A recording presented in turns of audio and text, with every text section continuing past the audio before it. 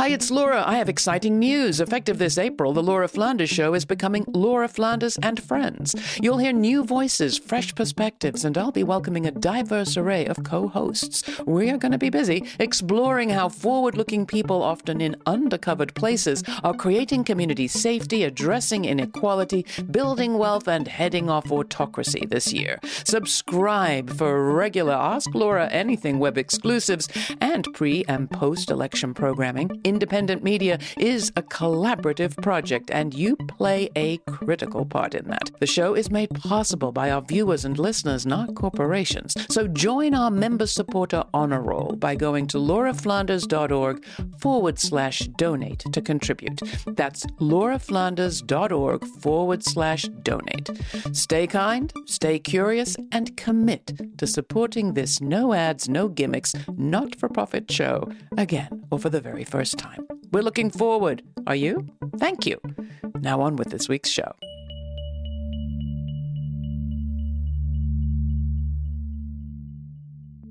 A couple of years after Hurricane Katrina, today's guest was invited to study a map of predicted land loss due to climate change in southern Louisiana. The map showed massive devastation and the predicted disappearance of much of her home place due to rising tides and the encroachment of the ocean.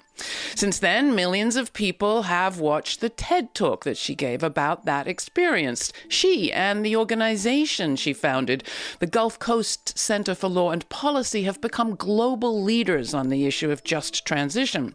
Colette Pichon Battle has won prestigious awards, most recently the Heinz Award for the environment. Meanwhile, though, those seawaters have continued to rise. And as we record this, saltwater is expected to enter New Orleans' drinking water any day now. Governor John Bell Edwards signed a state of emergency in August because of just this. And in September, President Joe Biden announced that he was making federal disaster assistance available. It is the reality that Pichon Battle has been alerting us to for years. Climate change isn't looming. It is here, with suffocating orange wildfire smoke, deadly heat waves and drenching rain, with hurricanes, floods, and landslides. We have crossed what some are calling the change horizon. Can it also be a liberation horizon? Colette believes that it can. To that end, in 2022, she founded a new organization, Taproot Earth, to expand her work to Appalachia, the global Black diaspora, and around the world. She's participating in COP28, the UN Climate Change Conference in Dubai. She's also been on this program several times, but usually we're speaking at the speed of breaking news in some sort of urgent crisis. Today, we are taking time and devoting the whole program to her evolving understanding of how the crises of climate, migration, capitalism, extraction, and over-policing are connected, and what it is that is our work to do in these times. Colette Pichon Battle, it seems as if we never talk to you when you are at home. You are actually now in California as we begin this conversation, but I am terribly glad to have you on the show again. Welcome. Thank you so much for having me. It's a real honor to be on the show. Let's start with just grounding ourselves with who is on our mind right now. Always with me at the beginning of any conversation are just all of my ancestors and the people who have given me the courage and the bloodline that I have now to fight this very large fight with a lot of potential, a lot of possibility. And so I just think about the land I come from, which is Choctaw territory in Southeast Louisiana. That's my grandmother's bloodline. The Black folks who helped to build this country, especially in South Louisiana. That river, the Mississippi, was the entry point to a lot of Black people coming into North America, coming into the United States. And so I can feel them sometimes, right? The essence of these families that have passed through South Louisiana in particular. And I just think about so many people on the front lines. This morning, I spoke with a woman in Kenya who was preparing for a climate gathering there. And there are these amazing women fighting for their communities everywhere. And I get to talk with them and I get to be sisters with them and I get to connect. So just thinking about them. And I also saw this cute kid this morning as I was getting some coffee. And I just thought, They need us to win. They need us to get this right. With so much in your home place of Southeast Louisiana, and as you said, so much work to be done on the Gulf Coast, I was struck to hear that you had started a global initiative, and one that took you out of that base. Why? And what does that work look like? I could always feel it. I knew even before Katrina that I was a citizen of the world. My mother saw to that with all of her children.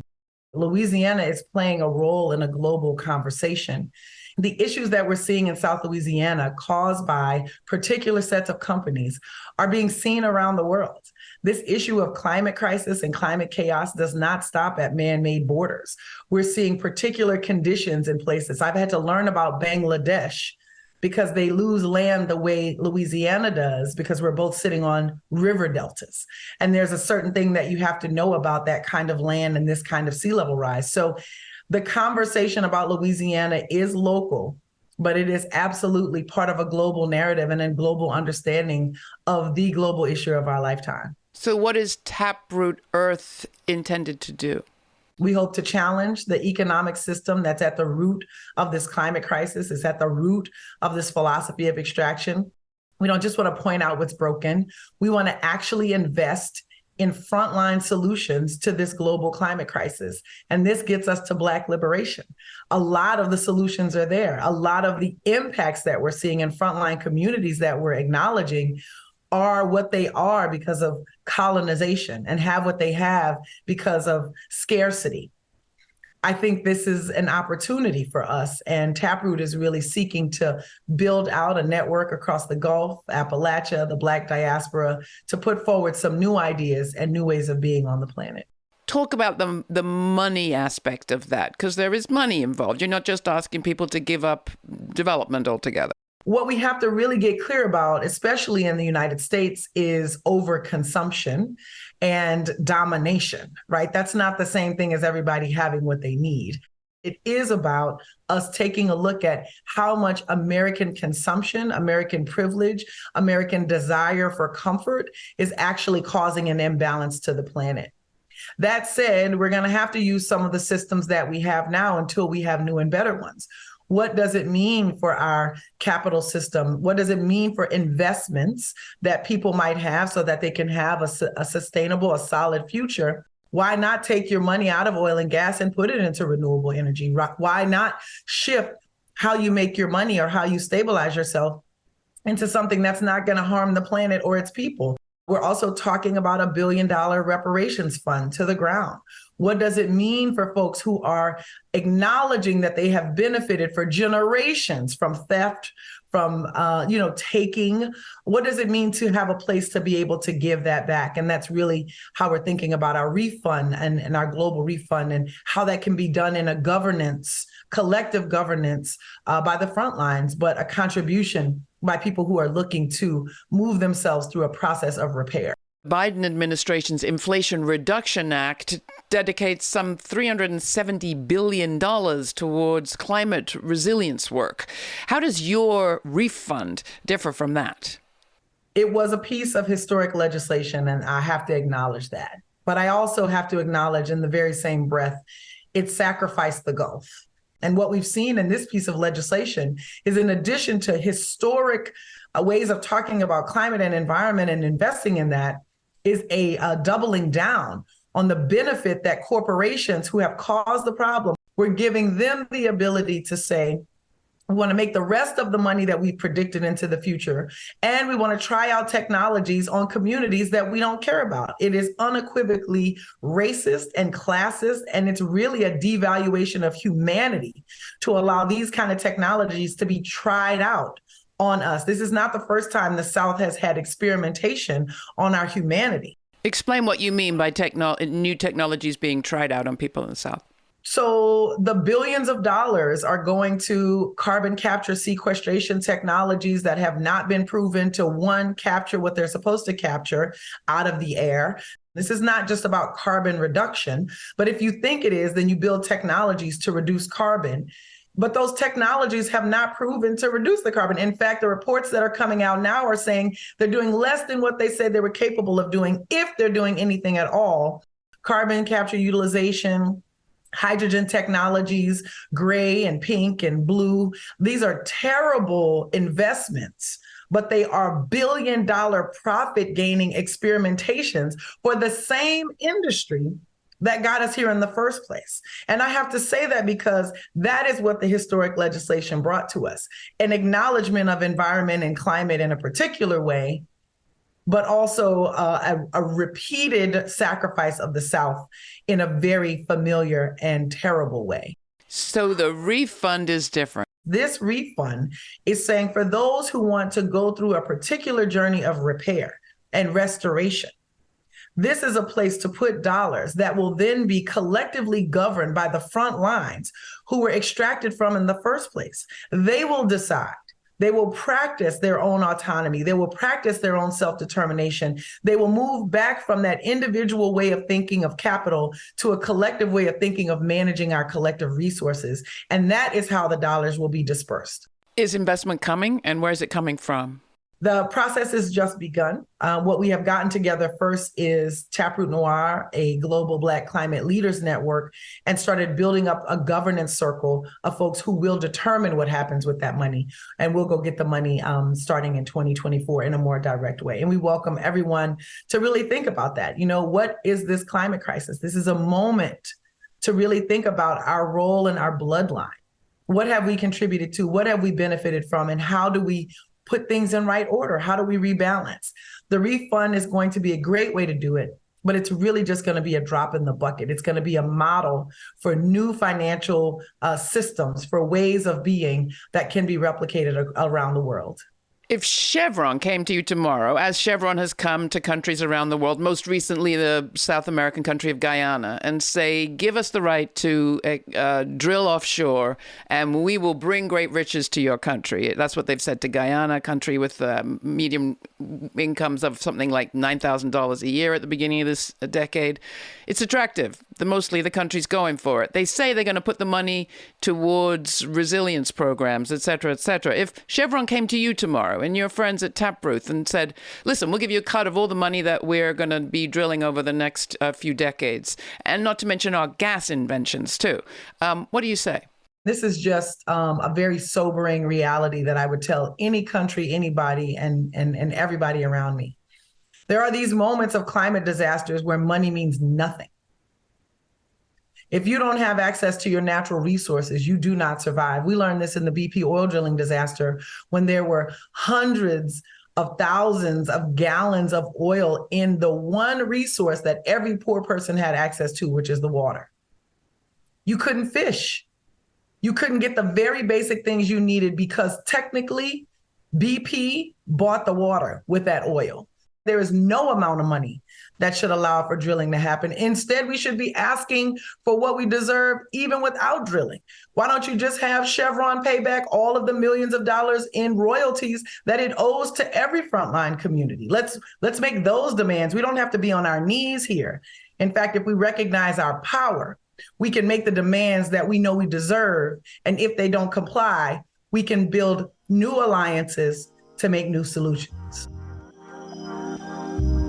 This is the Laura Flanders Show. Laura's guest is Louisiana native climate justice organizer and human rights lawyer Colette Pichon Battle. She's the co-founder and vision and initiatives partner for Taproot Earth, a network of Black climate leaders from across the globe with a focus on climate migration and reparations. Today's show, we explore what can we learn from the experiences of people living on the front lines of climate catastrophe. Next, they discuss the current and looming threats to New Orleans' clean drinking water and why it is so important to reflect on lessons learned by our ancestors. In our archives, you'll find more of our interviews with Colette Pichon Battle at lauraflanders.org. Please take a moment to subscribe to our newsletter to receive information on all of our web and audio exclusives, including the full uncut conversation from today's show. Again, that's lauraflanders.org. The conversation continues, but first here's Do You Actually Care by Life is One. from the Climate Soundtrack Project, produced by DJs for Climate Action, a global initiative harnessing the power of dance music and DJ culture to power climate solutions and generate action. Ocean got more plastic than the fish is in. So you pray when playing out your part, but where you fitting in? Packed in this packaging, stacked under sun amongst the slum with those of blacker skin that's free to breathe the pathogens. Deforestation take their homes away, alone and stray. Habitat, nothing for natural about this whole decay. They suffer so we hold a plate, hold them down. Should've showed them how, but showed them no restraint. I'm hearing no complaints. The sky's filling with the carbon lives. Limited to ours and life and limitless with garments. Try limiting them cartons, cars and image in apartments. Cast an image of this spark, this class and image is so garbage. Overpopulation, watch them starve until the starship. Break the cycle really isn't hard. It's dark, you should feel it in your heart. It's future more closer than them stars. While we're talking water, I do want to ask you what you know about the New Orleans drinking water situation. Oh man, this is my worst nightmare. And I'm coming out of Katrina telling you this is my worst nightmare. Exxon uses more fresh water out of the Mississippi than all of the population of Baton Rouge. They use that for their refinery. This is where we get to troublesome conclusions about what's going to happen when humans don't have the very thing that their life depends on, which is access to clean water. Right now, what we're seeing in South Louisiana is not just salt water coming up the Mississippi River, which is the most voluminous river in North America. They call it the mighty Mississippi. They call it the Mechachebe. That is the indigenous word. It means big water. The big water has diminished so much that the sea level rise is coming in and it's coming up the fresh water. Everyone's watching when the salt water will hit New Orleans, but it has already hit Plaquemines Parish. We were down there 2 months ago talking to people who didn't have access to fresh water. These are small indigenous communities that nobody cares about, but we haven't had water for a long time now. This is a problem, but this is not the only place where there's a problem. Sea level rise, heat, access to water, access to energy that we don't have to pay extra money for. These are the things that have to be on the table. No more drilling, no more destruction. We need to start solving these problems, and we've got to start from the front lines. The front lines, no question, are raced and gendered and classed in the way that you've described. At the same time, people in very affluent cities and places have been feeling it. New York City couldn't use the subways, saw what it was like to be flooding the way that it did at the end of this summer. The mountains, Northeast, felt what it was like not to be able to breathe the air with the wildfire smoke turning the skies orange. It all begins to feel so huge that it can become disempowering, or worse, we can run into preferring denial. Just let me go back, and we can see which politicians are catering to that. How do you look to those ancestors you mentioned at the beginning to see a future that is not just resilient against awful, but actually joyful and perhaps has richness that we haven't met yet? Traditions, cultural traditions, indigenous traditions have told us for a long time, this is not about you, but you are part of a very special family of humans. There was something before you and something after you, and you are playing a very small but important role in managing an entire system of people who are connected to each other. Right now, that climate fear, that nihilism, that denial is because people have been completely indoctrinated into a level of individualism that has cut them off from their people and their story and this broader story of humanity. We have to reconnect first to who we are. I don't need, white allies learning about African traditions and then repeating them to me. That's not helpful. What I need is white allies learning about whatever ethnicity, whatever cultural tradition they come from, and how did they live with the land, because everybody did. And how do we put those things together? I'll go get my African tradition, you go get your Irish one. Turns out we both have warriors. Why aren't we fighting together for the sake of this planet? If you know you have that, then what you have is the power to change the trajectory that we're on right now. You're seeing and studying and connecting with and visiting people all over the world. Tell us what you're finding that could give people a glimpse of something beyond this situation that we're in, that might make us be able to be fueled also by a love and desire for this kind of change. Because I think that's often what we're missing in our climate discussion. We've got to just hunker down and make do with less, absolutely. But maybe there's something in it that will feed our souls. There's beautiful resistance out there.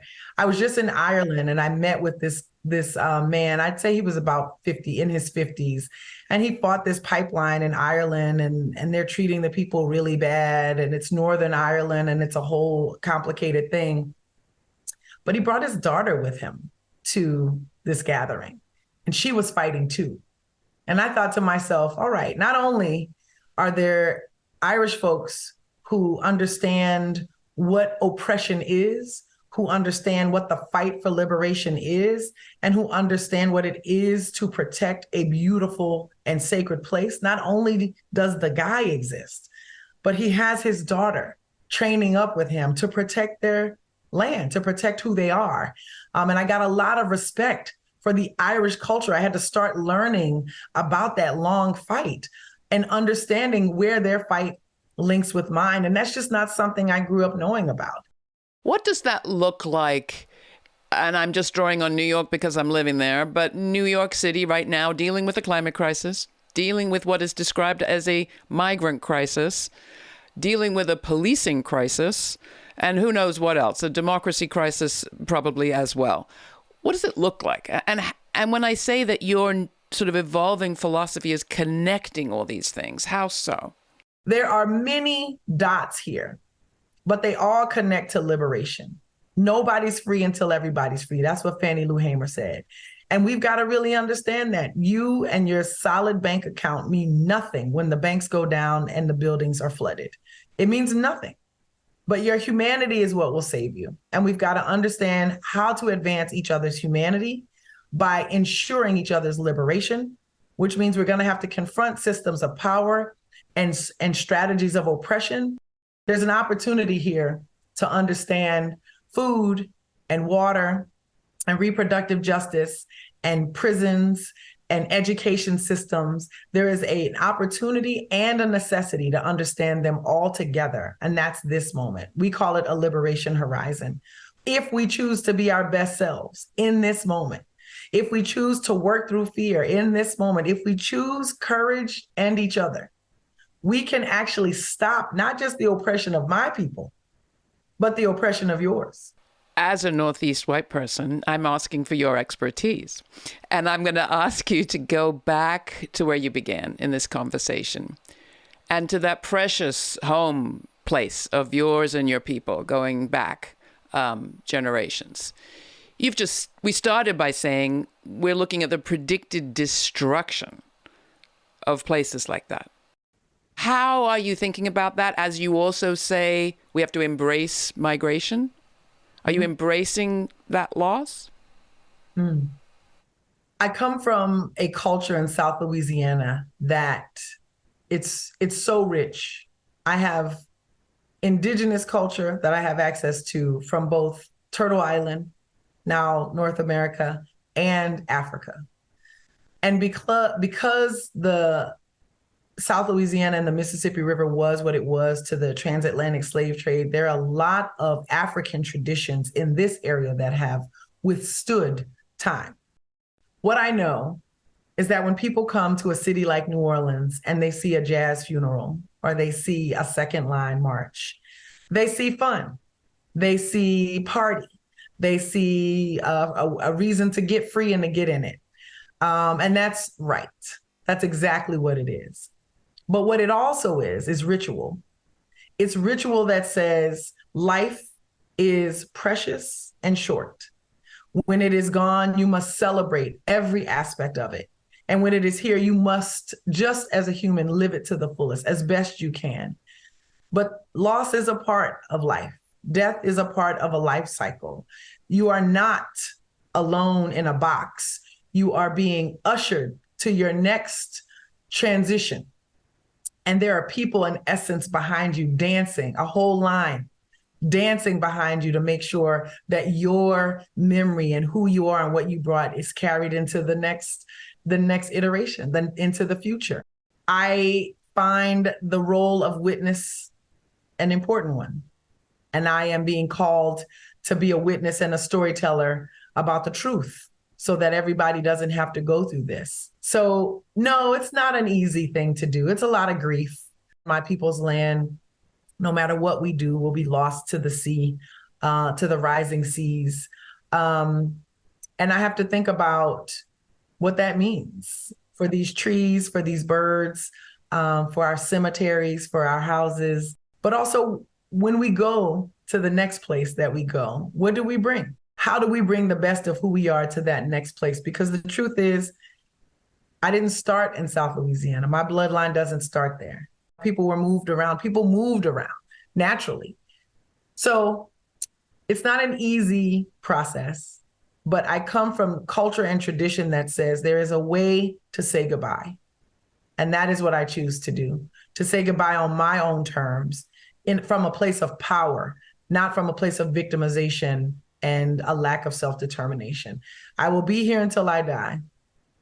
And when I die, and what I leave behind will go to the next place, but it will be the most beautiful parts of South Louisiana and the strongest parts of my bloodline.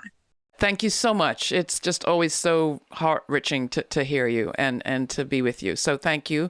Thank you for everything you do for the ground. Thank you for the stories you share. Thank you for the truth you tell. It's important to us. So just, you're an amazing, amazing griot for us. Thank you.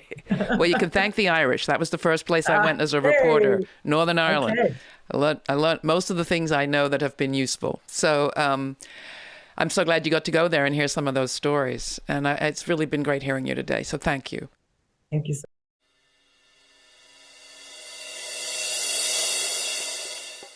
As the brutal Israeli bombardment of Gaza continues, you can only imagine the debates inside newsrooms. Do you go ahead with the programming you had planned or suspend it for something more newsworthy instead? We had that conversation about today's episode and ended up deciding that Colette Pichon Battle's message is critically important for these times. What she has to say about grappling with history and our responsibilities as humans on an imperiled planet, of dealing with loss and movement and change. What she has to say about taproots, those roots from which all other roots spring. It all seems like a message for this moment. Can we grapple with our past, reckon with our responsibilities? Can we relish and celebrate our time on this planet to make a difference, to do our part, to change? We, it seems to me, as humans are at a tipping point. Is it a point of transformation? You tell me. If you subscribe to our free podcast, you'll get our full, uncut conversation where I ask her, is the politics of transformation any match for the meanness of legal strategy and war? You'll find her answer in that full conversation. Thanks for joining me. I'm Laura.